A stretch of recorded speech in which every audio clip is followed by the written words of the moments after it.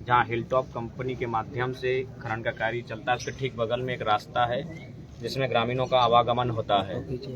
और उसमें आवागमन के क्रम में अचानक गोप बन जाता है और तीनों माताएं जमीन के नीचे धंस जाती है और उनकी तत्काल मृत्यु हो जाती है।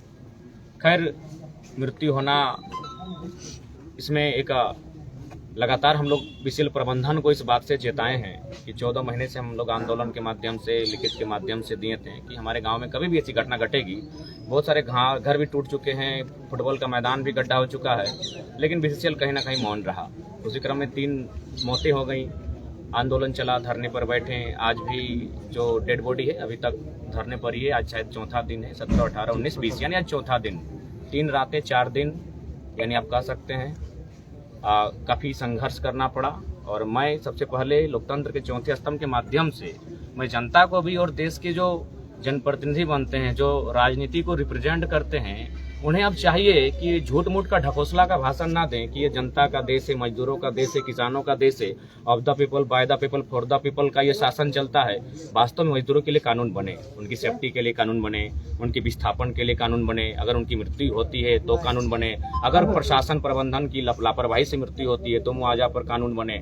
यानी आज मुझे लगता है कंपनी एक्ट को भी सुधारने की जरूरत है, कंपनी को नियंत्रण करने की आवश्यकता है, कंपनी को अनुशासन में रखने की आवश्यकता है। कहीं ना कहीं आज अगर ऐसा होता तो इतनी बड़ी घटना नहीं घटी। उसी को लेकर आज वार्ता हुई और वार्ता सकारात्मक रही।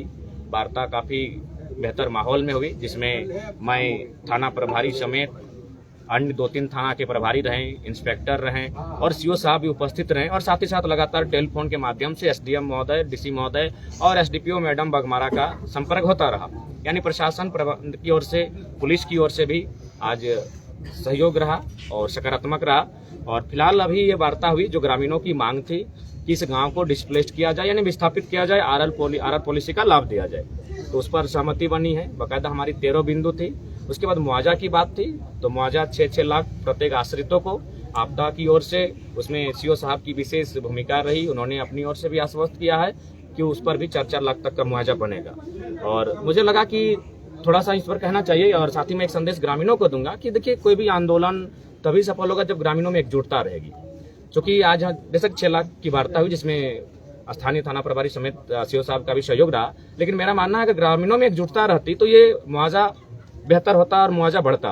कल ही हमारे कुछ साथियों के माध्यम से 5-5 लाख पर सहमति बनी थी। ये तो हमारी जिद, और आज दिन भर हम लोग टिके रहे, हमारे साथी भी टिके रहे कि उसे जो ही सही कुछ बढ़ोतरी हम लोग कर पाए। अगर कल हमारे बीच थोड़ी सी आपसी सामंजस्य बना होता तो हम लोग एक बेहतर और लेकर आते रिजल्ट, इसका परिणाम। लेकिन खैर जो आए, तो 6-6 लाख रुपए तीनों परिवार को दिया जाएगा। आउटसोर्सिंग में एक आश्रित को नियोजन रोजगार में रखा जाएगा। और साथ ही साथ जो भी हमारी मांगे थी गांव को विस्थापित करने का, आरआर पॉलिसी के तहत वो सारी विस्थापन की प्रक्रिया को पूरी की जाएगी। 10 दिन में एक आयोग का गठन होगा, जांच उपरांत एक मैंने जो कार्रवाई होती है बेहतर उसको की जाएगी। और बाकायदा इसमें जितने भी सक्षम पदाधिकारी हैं, चाहे पुलिस को हो या प्रशासन के हो, उन्होंने अपनी ओर से आश्वस्त किया है कि इस गांव के विस्थापन में, इस गांव को न्याय दिलाने में उनकी भूमिका रहेगी। हालांकि प्रबंधन से कल भी शिकायत थी, आज भी है, और शायद उम्मीद करते हैं कि अगर वो बेहतर करेगी तो कल शिकायत ना हो, लेकिन आज शिकायत है। इसलिए शिकायत है कि आज 4 दिन हो चुका है, लेकिन प्रबंधन के जीएम अगर नैतिकता और मानवता का परिचय अभी तक नहीं दे पाए, अभी तक संवेदना का परिचय नहीं दे पाए कि घटनास्थल जाकर उन तीनों माताओं के मृत शरीर को कम से कम एक बार नमन कर सके। और एक की माता का तो सर मिला भी नहीं है, कितना दुर्भाग्य का विषय है। एक के डेड बॉडी में सर नहीं मिला, वो सर मिलेगा भी नहीं शायद, बहुत गोप ही वो अंदर चला गया है। यानी एक बॉडी पूरी तरह से टूटी फूटी, मैंने छत विक्षत अवस्था में हमें प्राप्त हुई है। तो इसलिए 74 साल लग गया कंपनी का, अभी 74 साल लगभग हो चुका है। उसके बाद भी मजदूरों के प्रति ना कोई ऐसा नियम बनाया है, ना विस्थापन को लेके कोई नियम।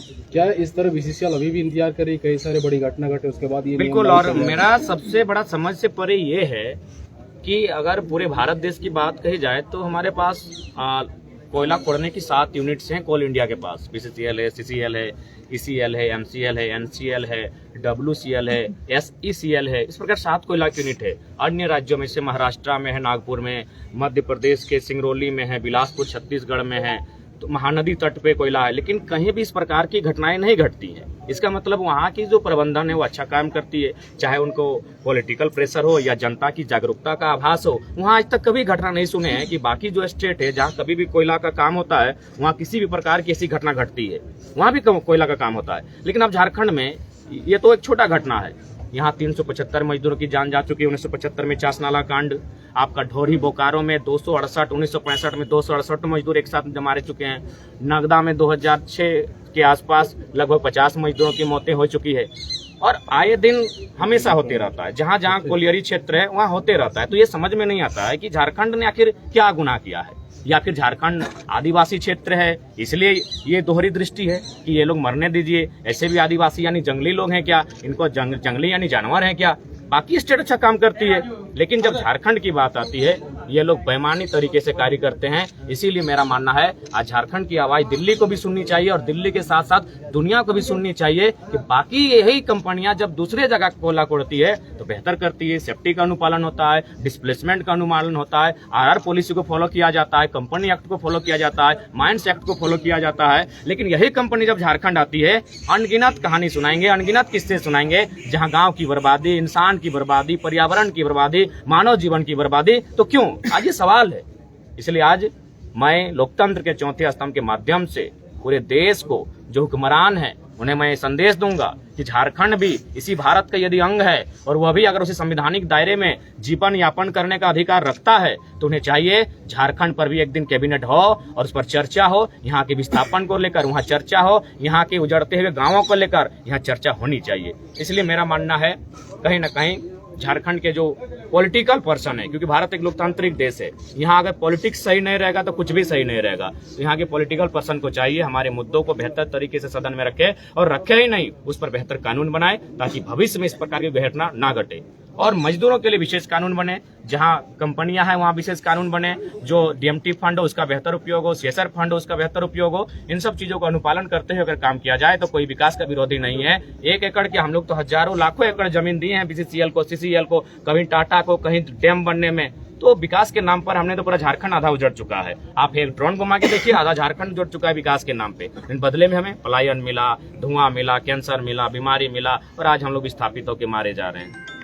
कई वर्षों से जो धोबी कुली का मांग रहा कि उन लोगों का विस्थापन किया जाए, एक घटना घट चुकी है, क्या आप दूसरी घटना का इंतजार होगा या फिर उससे पहले विस्थापन किया जाएगा? आज को वार्ता में देखिए, आप यही कहना चाहेंगे अगर वास्तव में भारत में लोकतंत्र जिंदा है और वास्तव में ये देश जनता का है, एक आम व्यक्ति का है, तो मुझे लगता है विस्थापन की प्रक्रिया 30 दिनों के भीतर पूरी हो जानी चाहिए, और नहीं तो फिर लोकतंत्र से लोगों का विश्वास उठेगा।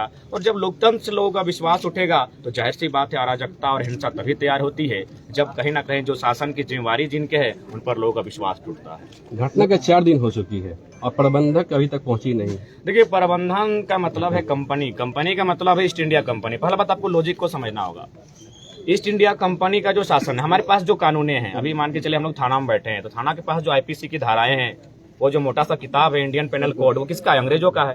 तो अंग्रेज क्यों बनाए थे? वो किताब बनाए थे ईस्ट इंडिया कंपनी का बचाव के लिए। तो वही कानून चल, ये लोग हमारे हैं, ये हमारे भाई समान है। हमने शुरू से कहा कि जो पदाधिकारी हैं, जो इंस्पेक्टर हैं, हमारे भाई समान, लेकिन क्या करेंगे, मजबूर हैं। किनकी लापरवाही देखें? ये लापरवाही सीधा सीधा जो ऊपर में बैठे हैं, जिनको अरबों का पैसा जाता है, जो पूंजीपति वर्ग से आते हैं, उनकी लापरवाही है, क्योंकि उनकी नजरों में आम व्यक्ति की जान पशु पक्षी कुत्ते बिल्ली से भी सस्ता है। धन्यवाद।